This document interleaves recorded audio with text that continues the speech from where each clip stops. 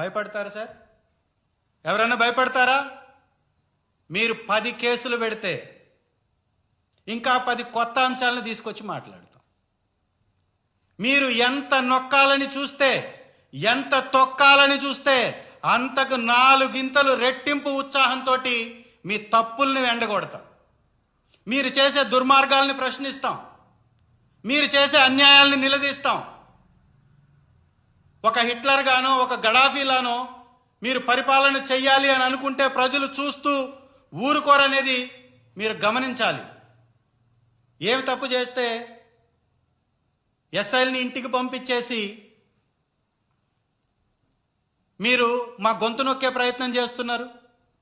ఏ పేకాట క్లబ్బులు నడవట్లేదా? ఈ రాష్ట్రంలో మీకు తెలియకుండానే పేకాట క్లబ్బుల్ని నడిపిస్తున్నారా? నడిపిస్తున్నటువంటి వ్యక్తులు మీ తెలుగుదేశం నాయకులు కాదా?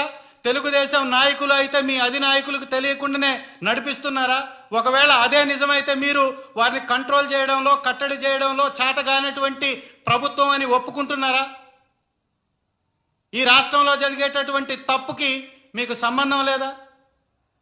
అధినాయకుడికి సంబంధం లేదా? లోకేష్ గారికి సంబంధం లేదా? డిప్యూటీ చీఫ్ మినిస్టర్ గారికి సంబంధం లేదా?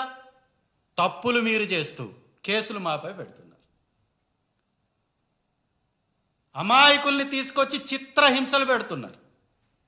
అరెస్టుల పేరుతోటి వివిధ పోలీస్ స్టేషన్లలో తిప్పి వాళ్ళని కొట్టి వైఎస్ఆర్ కాంగ్రెస్ పార్టీ ఉనికి లేకుండా చెయ్యాలని మీరు అనుకునేటటువంటి కార్యక్రమం విజయవంతం అవుతుందా?